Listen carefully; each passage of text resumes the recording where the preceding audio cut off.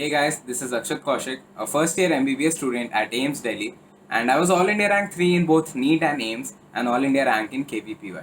So ये एक series की थर्ड पार्ट है जिसमें मैं इंडिविजुअली एक एक सब्जेक्ट के साथ डील कर रहा हूँ कि आप नीट के एंड में specially in the last few weeks आप एक एक चैप्टर का रिवीजन कैसे करोगे.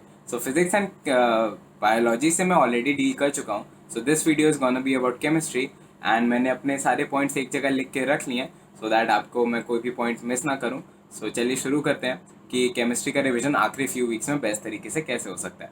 सो जब हम केमिस्ट्री की बात करें तो कहीं ना कहीं वो बायो एक एक्सट्रीम पे होता है हमारी पढ़ाई के एंड फिजिक्स दूसरे एक्सट्रीम पे होता है एंड केमिस्ट्री कहीं ना कहीं बीच में आता है. बिकॉज बायो में जहाँ हमें थोड़ी मेमोरी या मेमोराइज करने वाली चीज़ें ज़्यादा होती हैं वहीं पे फिजिक्स में न्यूमेरिकल्स एंड कॉन्सेप्ट्स वाली चीज़ें ज़्यादा होती हैं. एंड मैं कहूँगा केमिस्ट्री इन दोनों चीज़ों का काफ़ी परफेक्ट और कंबाइंड बैलेंस होता है. केमिस्ट्री में हमें कई जगह न्यूमेरिकल्स भी लगाने होते हैं, कई जगह कॉन्सेप्ट्स भी लगाने होते हैं और कई जगह चीज़ें रटनी भी होती हैं.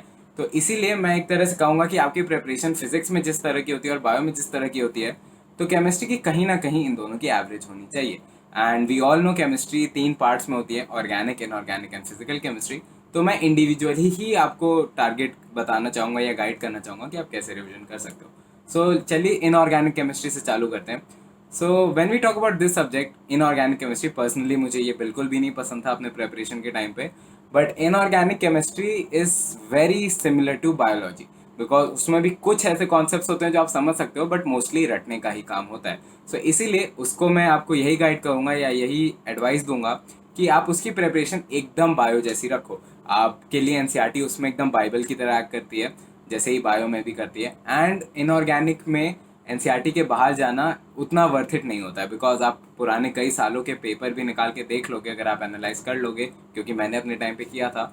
सो आपको ये पता चलेगा कि इनऑर्गेनिक में आउट ऑफ योर सिलेबस बहुत रेयरली ही क्वेश्चन आते हैं. So you need not go out of your syllabus. So personally मैं कहूँगा आप अपने एनसीईआरटी से स्टिक करो, आप उसको मल्टीपल टाइम्स पढ़ो when it comes to inorganic chemistry.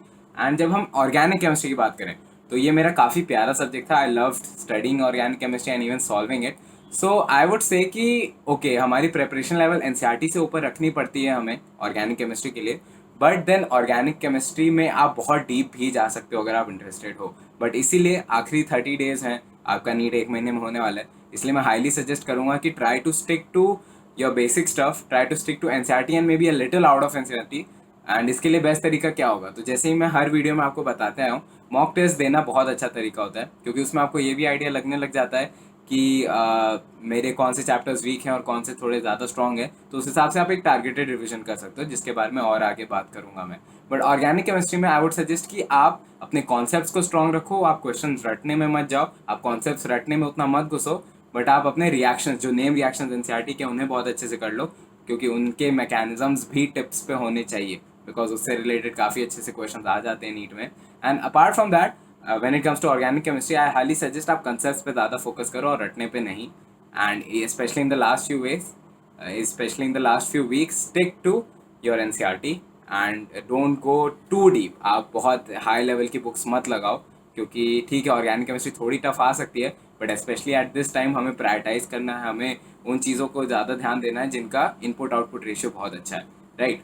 And इसी तरह अगर हम फिजिकल केमिस्ट्री की बात करें तो इसके नाम में ही फिजिकल या फिजिक्स रिलेटेड चीज़ें आती हैं तो इसमें काफ़ी न्यूमेरिकल्स और चीज़ें होती हैं. तो मैं हाईली सजेस्ट ये करता हूँ कि आप इसमें न्यूमेरिकल्स पार्ट, अपना कैलकुलेशन पार्ट अच्छे से डे टू डे सॉल्व करो थोड़ा थोड़ा.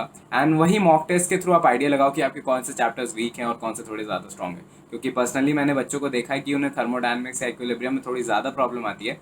तो आप ज़्यादा डेप्थ में मत जाओ, ज़्यादा हाई लेवल क्वेश्चंस मत लगाओ, but make sure NCERT level की चीज़ें आपको आती हों. एनसीईआरटी लेवल पे जो क्वेश्चंस हैं या एनसीईआरटी से थोड़े ऊपर या प्रीवियस ईयर क्वेश्चन जो हैं उस लेवल तक के आप बहुत अच्छे से कर पा रहे हो, 100% एक्यूरेसी के साथ कर पा रहे हो.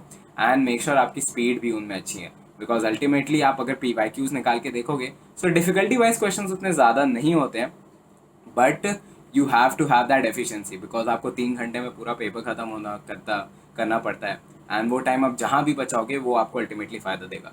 अगर आप केमिस्ट्री जल्दी कर देते हो या बायो जल्दी कर देते हो तो आप वो टाइम फिजिक्स में इस्तेमाल कर सकते हो, या आप तीनों सब्जेक्ट जल्दी कर लेते हो तो आप रिविजन में या जो क्वेश्चन आपने बाद के लिए छोड़े उनमें आप वो टाइम यूटिलाइज कर सकते हो. So that's why I suggest कि स्पेशली एंड टाइम पे, especially for the numerical part of the questions, try to have your calculating speed very high so that आप वो टाइम बचाओ एंड उसका यूटिलाइजेशन आप कहीं और कर सकते हो। एंड लास्ट में मैं वही एक ओवरऑल समराइज करना चाहता हूँ इन तीनों सब्जेक्ट्स को कि आप इनका रिविजन कैसे कर सकते हो। So the primary method is कि आप खूब सारे मॉक टेस्ट दो एंड आप जब उनका एनालिसिस कर रहे हो तो आप खुद एक आइडिया लगाओ कि किस ब्रॉड टॉपिक्स या ब्रॉड यूनिट से मैं बहुत रिपीटेड मिस्टेक्स कर रहा हूँ। एंड जब आप वो देखने लग जाओगे एक पैटर्न कि हाँ हो सकता है मैं जेनेटिक्स से ही बहुत ज़्यादा गलतियाँ कर रहा हूँ या मैं 11th की फिजिकल केमिस्ट्री से बहुत ज़्यादा गलतियाँ करता हूँ, तो आपको खुद ही पता चल जाएगा कि हाँ मुझे इसी को रिवाइज करना है, दीज आर माई वीकनेसेस, बाकी सब मेरे स्ट्रेंथ्स हैं, वो मैं 1-2 हफ्ता और रख लूँगा।